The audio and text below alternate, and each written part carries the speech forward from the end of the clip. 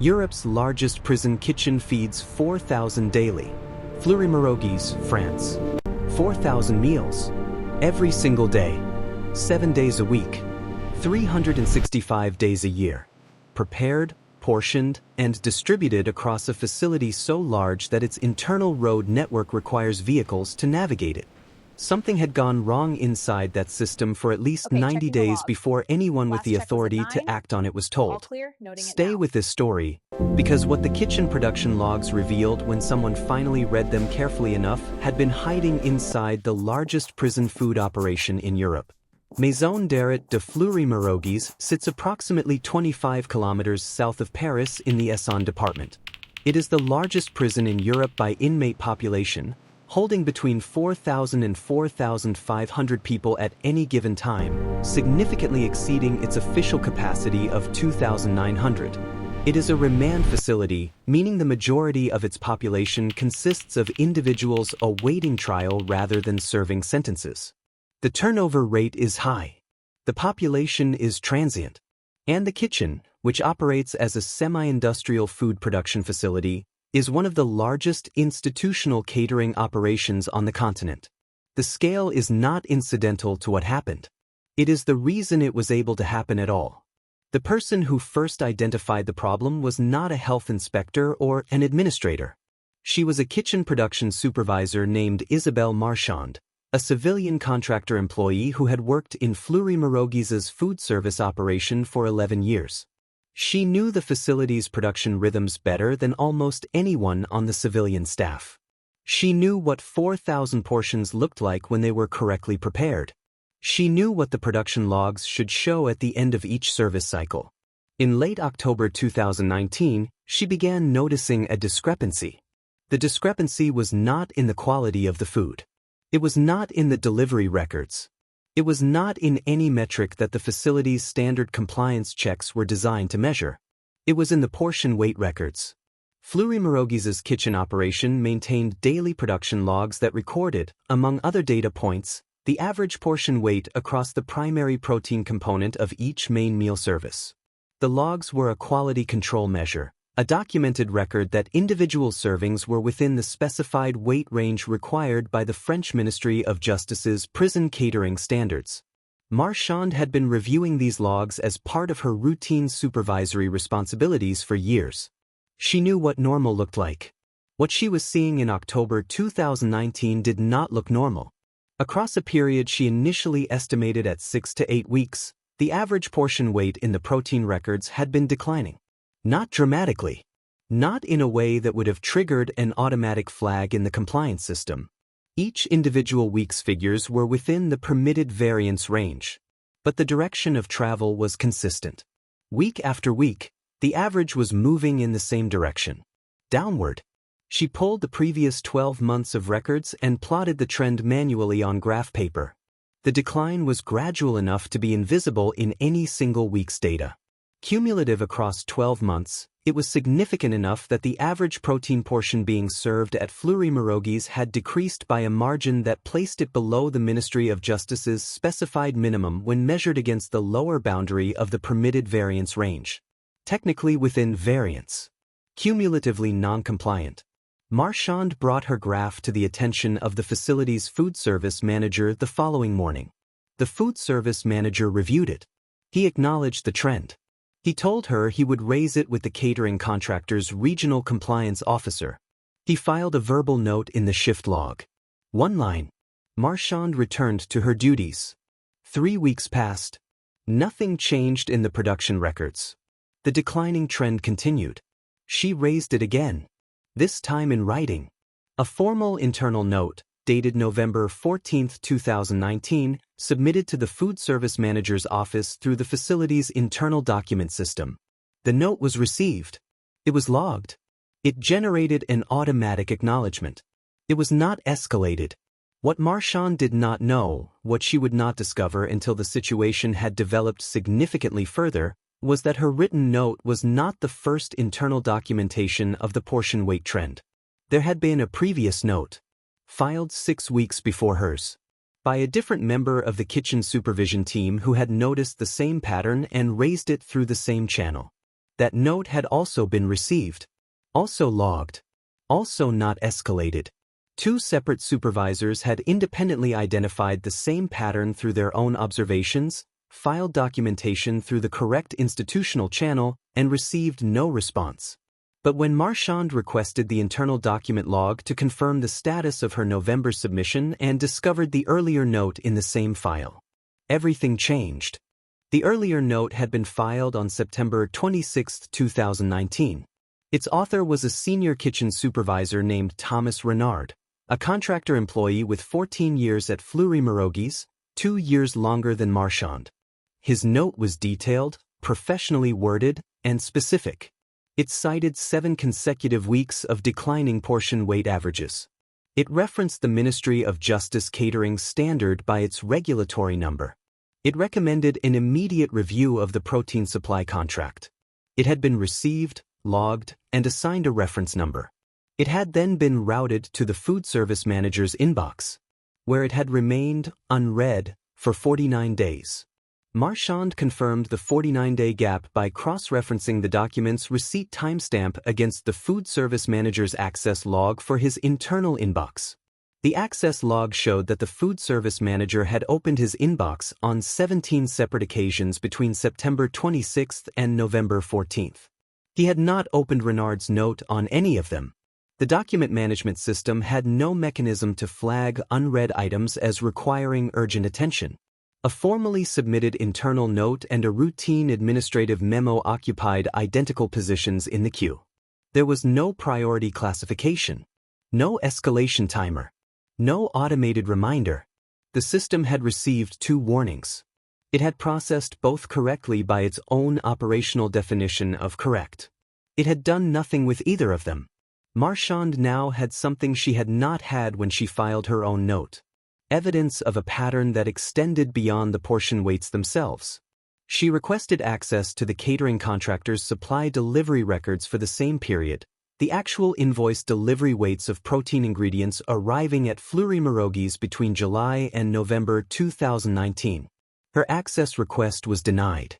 The supply delivery records were maintained by the contractor's regional logistics division and were classified as proprietary commercial documentation under the terms of the facility's catering contract. Internal facility staff did not have the right to review them without formal authorization from the facility's director. She filed a formal authorization request with the director's office the same day. The request was acknowledged.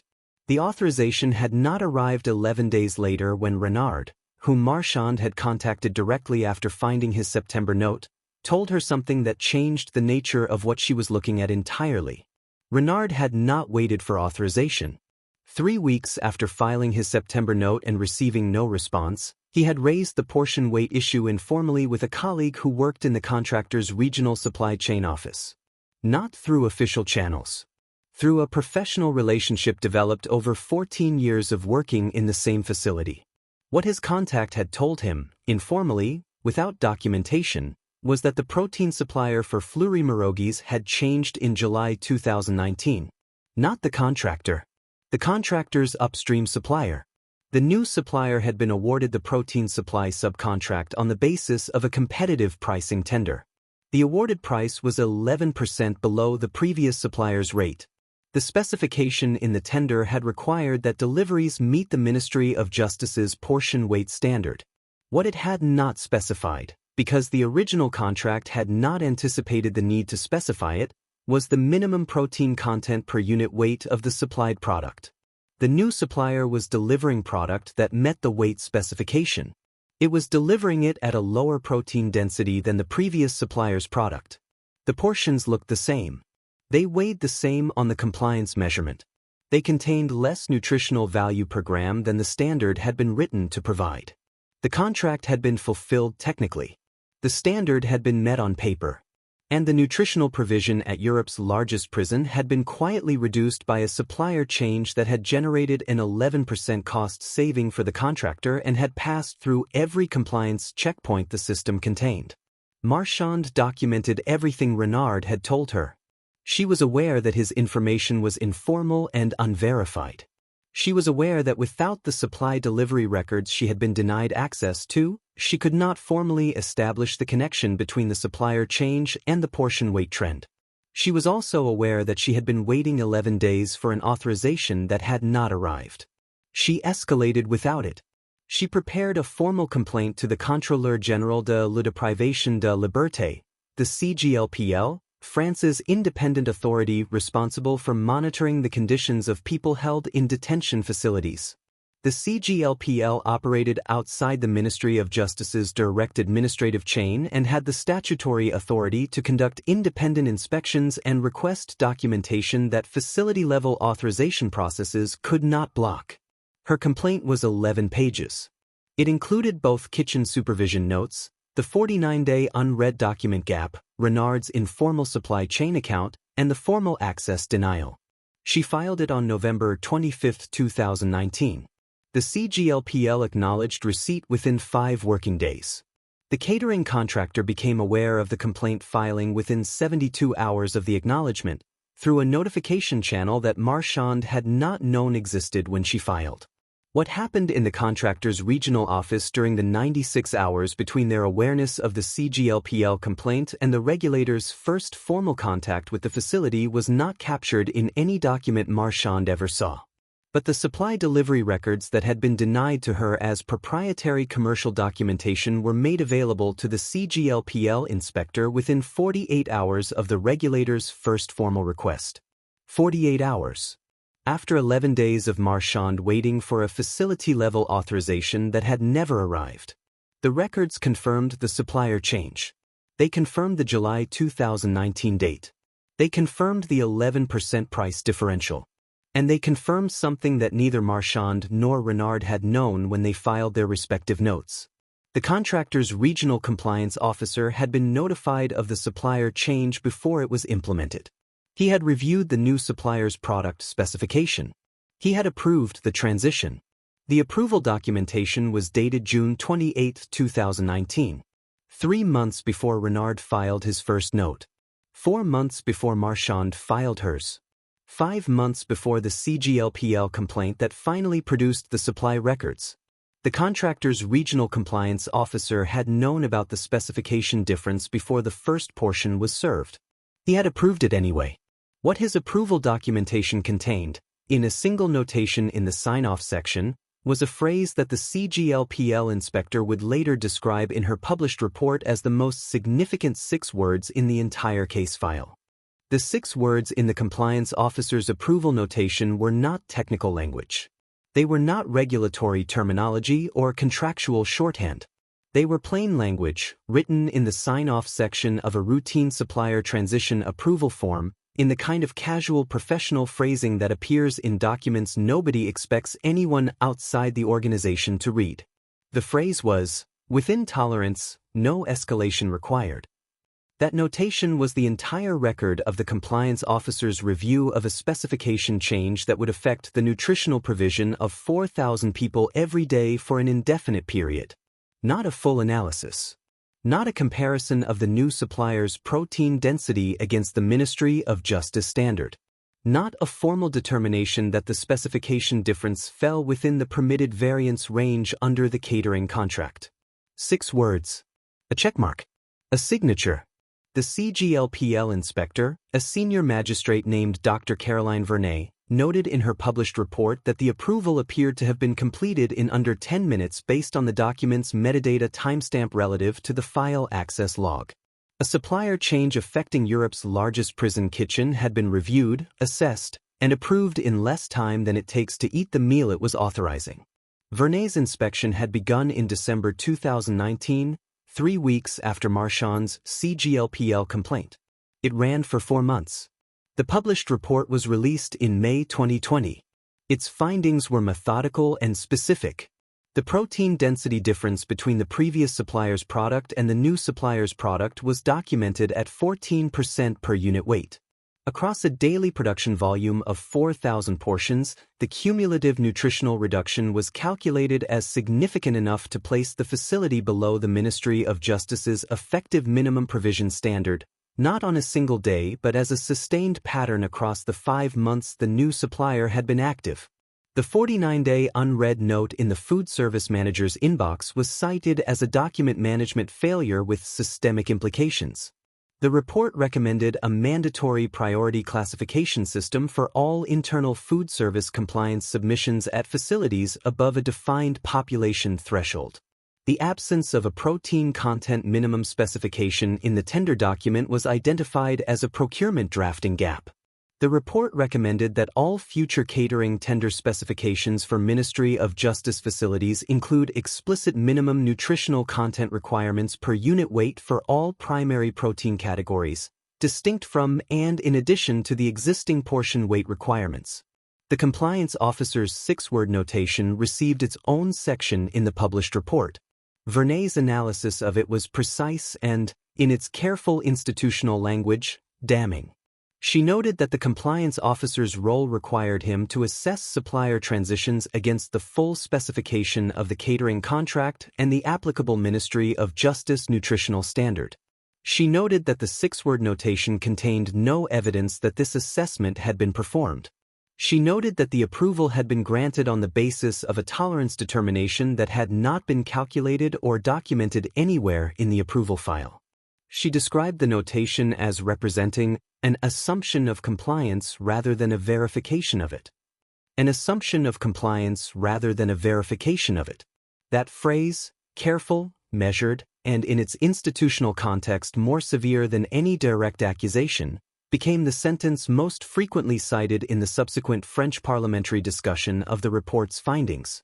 The catering contractor's response, submitted to the Ministry of Justice within 60 days of the report's publication, acknowledged the supplier transition documentation failure. It acknowledged the protein density specification gap in the tender document. It committed to a revised compliance review protocol for all supplier transitions at facilities above 1,000 people. It did not address the 6-word notation directly. It did not address the compliance officer's continued employment with the organization. The Ministry of Justice accepted the response and committed to revising the catering tender specification framework within 180 days. Isabelle Marchand continued working at Fleury-Mérogis. Thomas Renard continued working at Fleury-Mérogis. The food service manager whose inbox had held Renard's September note unread for 49 days was transferred to an administrative role within the facility's operations department. The transfer was not described as disciplinary in any public document. The supplier reversion, returning to the original protein supplier, was completed in February 2020, 7 months after the transition that had initiated the problem. The portion weight records returned to their previous averages within 2 weeks of the reversion. The Ministry of Justice's revised tender specification framework was published in November 2020, meeting its 180-day commitment by 11 days. It incorporated minimum protein content per unit weight requirements for all primary protein categories across all facilities above 500 people. The gap that had allowed a 14% protein density reduction to pass through every compliance checkpoint in the system had been closed. But the timeline that the CGLPL report had established, and that the parliamentary discussion had examined without fully resolving, ran from June 28, 2019, to February 2020. 8 months. For 8 months, 4,000 people per day had received meals that met the contract's weight specification and fell below the nutritional standard the specification had been written to ensure. The compliance system had functioned correctly by every metric it used to evaluate itself. It had simply been measuring the wrong thing. The Fleury-Mérogis case is not remembered as a scandal. It is not the subject of criminal proceedings. It produced regulatory recommendations that were implemented within their committed timelines and a tender specification revision that addressed the identified gap. By every institutional measure, the response was appropriate and the correction was made. What the CGLPL report documented, and what the parliamentary discussion noted without legislative consequence, was something more structural than a single facility's procurement failure. It documented what happens when a compliance system is designed to verify that a contract has been fulfilled rather than to verify that the people the contract is meant to serve are actually being served. The distinction between those two things is not visible in the portion weight log. It is not visible in the supplier approval form. It is not visible in any single document the system produces. It only becomes visible when someone like Isabelle Marchand plots 12 months of weekly averages on graph paper and notices that the line is moving in one direction, and then has to file the same observation twice before anyone with the authority to act on it is told. Fleury-Mérogis continues to operate as the largest prison in Europe. Its kitchen continues to produce approximately 4,000 meals every day. The revised tender specification is in effect. The compliance review protocol for supplier transitions has been updated. The system that exists today is better designed than the one that allowed an assumption of compliance to substitute for a verification of it for 8 months. Whether that design holds depends on whether the next person who notices that a line is moving in the wrong direction files their observation in a system that is built to receive it, or in one that is built only to record that it was received. Those are not the same system. And the difference between them is the distance between a compliant document and a compliant meal. If this story stayed with you, the next one goes further, and the records are even harder to find.